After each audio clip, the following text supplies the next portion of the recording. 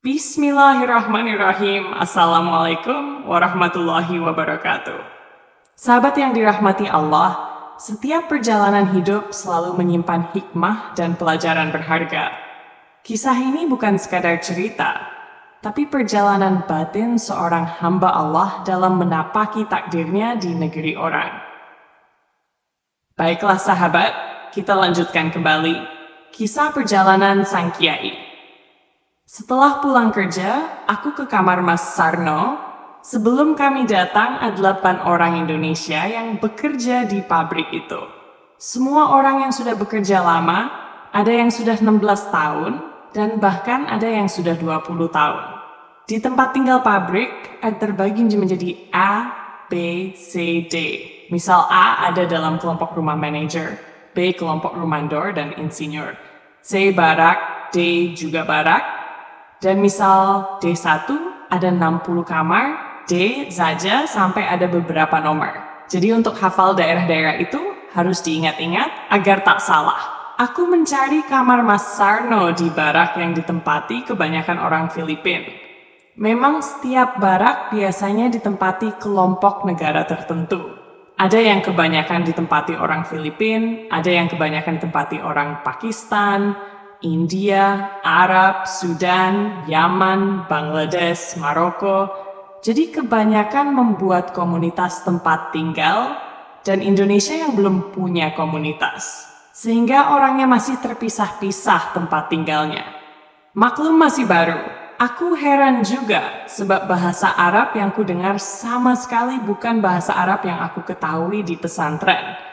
Tapi bahasa Arab pasaran, kayak orang luar yang belajar bahasa Indo. Kamu sedang apa? Barang datang ke Indo, lu ngapain?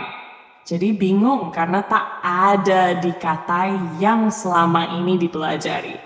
Kalau bahasa Arab, khoir jadi khois, khaifah haluka jadi kaifhal. Jadi harus belajar dan tahu kata seperti orang yang belajar pertama bahasa Arab. Aku malah lebih cocok kalau bicara dengan bukan orang Arab tapi memakai bahasa baku atau bahasa Al-Quran, misal dengan orang Mesir, Maroko, atau Yaman yang orangnya memakai kata baku atau kata lebih asli. Jadi aku cukup mengucapkan kata dari bahasa kitab kuning yang selama ini aku pelajari.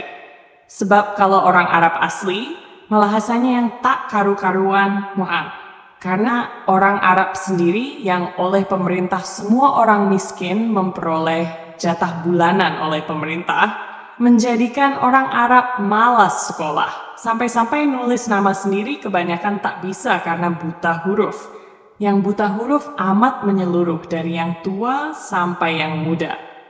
Ironis memang, ketika raja sangat kasih sayang pada rakyatnya, korupsi tidak ada, sekolah semua gratis, orang miskin mendapat jatah bulanan, dan bahkan orang mau nikah pemerintah berapa tahun sekali membagikan uang, menjadikan orang malas sekolah.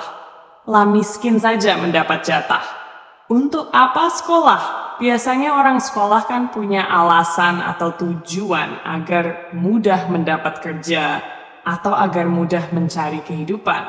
Tapi kalau sudah kehidupan mudah dan bukankah akan membuat orang malas? Untuk apa repot-repot menjadi pinter? Kalau bodoh, miskin juga sudah bisa hidup berlebih karena ada jatah dari pemerintah. Maka jadinya negaranya jadi negara bodoh. Memang kadang kayak di Indonesia misal, negara bisa memberi jatah kehidupan layak, orang miskin mendapat jatah tiap bulan dari pemerintah. Belum tentu akan baik ke depannya. Karena orang jadi malas mengejar cita-cita. Orang jadi lebih memilih hidup ongkang-ongkang kaki. Wong tidur tiap hari sudah dapat jatah dari pemerintah. Jadi kadang yang kelihatannya baik, belum tentu jika dipraktekkan akan menjadi baik pada akhirnya. Juga orang Arab itu kebanyakan bisa membaca Quran, bukan karena belajar membaca, tapi dari kaset yang diputar berulang-ulang, sehingga lama-lama mendengar beberapa kali maka akan hafal soal tajwid atau tanda baca ya, asal-asalan. Namanya juga hafalan karena mendengar dari kaset. Makanya jarang yang menjadi imam Masjidil Haram itu orang Arab asli, kebanyakan dari Mesir, jebolan Al-Azhar atau dari Pakistan, dan tak sedikit yang dari Indonesia, yang seumur-umur menjadi imam Masjidil Haram. Seperti Syekh Sambas, Syekh Karim, Syekh Nawawi, yang selama hidupnya menjadi imam Masjidil Haram. Kalau yang imami orang Arab, kebanyakan bacaannya acak-acakan. Ya, maklum hafalan Qur'annya bukan dari belajar tapi dari mendengar kaset diputar, sehingga kalau lupa ya tidak bisa melanjutkan. Arab itu bagusnya kalau jamaah sholat 5 waktu diwajibkan, sehingga pas waktu sholat berjamaah, ada polisi yang patroli di jalan-jalan. Jika ada orang pas waktu sholat jamaah kok terlihat berkeliaran di jalan, lalu ditanya polisi, ternyata agamanya Islam, maka akan ditangkap, dibawa ke kantor polisi, kayak naik motor tak pakai helm, jadi ada razia sholat berjamaah. Tapi ada juga jadinya menjadi kekurangan. Orang sholat jadinya karena takut kena razia. Makanya kalau sholatnya jadi asal-asalan, misal kalau lagi sholat suka malah sibuk sendiri nyari upil di hidung. Maklum di Arab kan berdebu, jangankan upil hidung. Telinga saja kalau tak sering dibersihkan, akan jadi budek karena banyak debu yang masuk ke telinga. Jadi orang sholat pada sibuk mencongkeli upil itu amat biasa. Atau bawa HP, kalau HP-nya bunyi ya sempat-sempatnya HP diangkat. Kalau sholat di samping orang Arab jadi was-was, takutnya upilnya dioleskan ke kita. Kelebihan orang Arab lagi, suka bicara kayak perempuan. Ngerumpi nggak ada ujung pangkalnya. Soalnya kan orang lelaki yang belanja, orang perempuan ngendon aja di rumah. Karena yang tukang belanja, ya tak heran juga, jadinya suka ngerumpi. Setelah mencari kesana kesini ketemu juga kamar Mas Sarno. Aku ketuk dan dia membukakan, Mas Sarno di Arab mungkin sudah 16 tahunan. Di pabrik ini tiap tahun karyawan naik gajinya. Kalau gajinya sudah 15 tahun bisa dibayangkan berapa ribu dalam real Arab. Dan otomatis kalau sudah lama gajinya mungkin di Indonesia sama dengan gaji DPRD. Ya, akibatnya kalau sudah lama bekerja di Arab akan sangat berat meninggalkan Arab karena gaji sudah besar.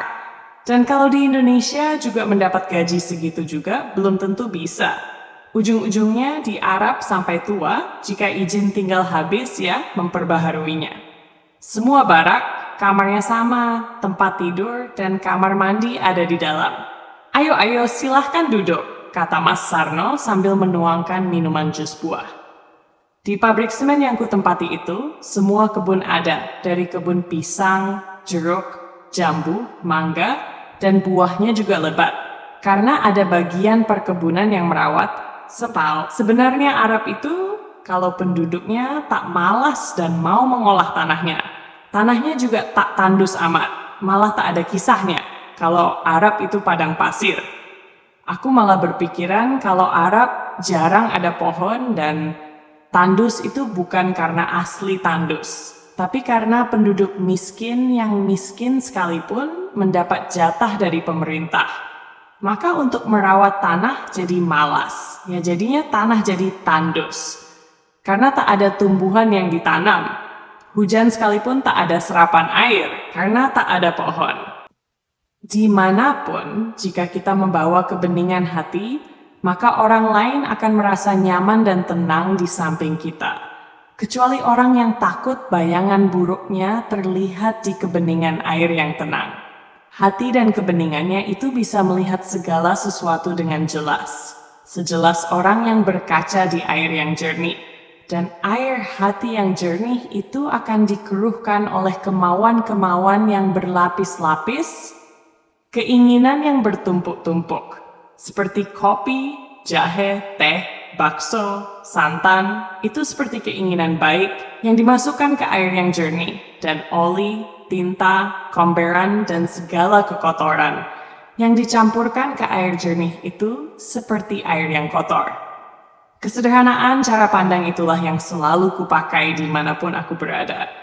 dan berusaha kulekatkan setiap gerak-gerik. Tapi ada yang kadangkala di luar perhitunganku yang amat dangkal. Kadangkala karena suatu kejadian membuat anugerah yang diberikan Allah padaku tercabut. Juga kadangkala yang telah jelas kita ikhlaskan melakukan.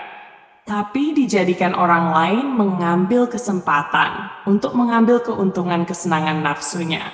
Sehingga tak jarang membuatku yang berusaha mengalir seperti air jernih, malah masuk dalam ruang lingkup air komberan. Dan suatu nilai air jernih yang bermanfaat pun hilang. Itu menjadikanku semakin berhati-hati melangkah. Segala sesuatu kadang harus matang dipertimbangkan. Sebab yang menurut kita baik, belum tentu akan baik kita terapkan kepada orang lain. Golok yang mungkin bagi kita sangat berguna untuk memotong kambing. Tapi ternyata dipegang orang lain malah dipakai memotong leher manusia. Jadi tak cukup kita punya niat berbuat baik, sebab baik menurut kita belum tentu akan baik bagi orang lain. Setiap hati itu beda. Dan hati yang kadang telah pernah dijadikan perang, ditanami ranjau, dipagar kawat berduri, dan banyak ditumbuhi pohon beracun, maka akan mengalirkan perbuatan dan ucapan keji, juga niat keji yang tak segan-segan dibungkus dengan tingkah yang baik. Tapi di dalam pepatah Jawa ada istilah, becik titik olo ketoro. Perbuatan baik akan tertandai, dan perbuatan buruk akan terlihat walau disembunyikan. وَمَنْ يَعْمَلْ مِثْقَالَ ذَرَّةٍ خَيْرًا يَرْهُ وَمَنْ يَعْمَلْ مِثْقَالَ ذَرَّةٍ شَرًّا يَرْهُ. Siapa yang melakukan perbuatan baik, walau seberat semut pudak, maka Allah akan melihatnya. Dan barang siapa berbuat keburukan seberat semut pudak, maka Allah akan melihatnya.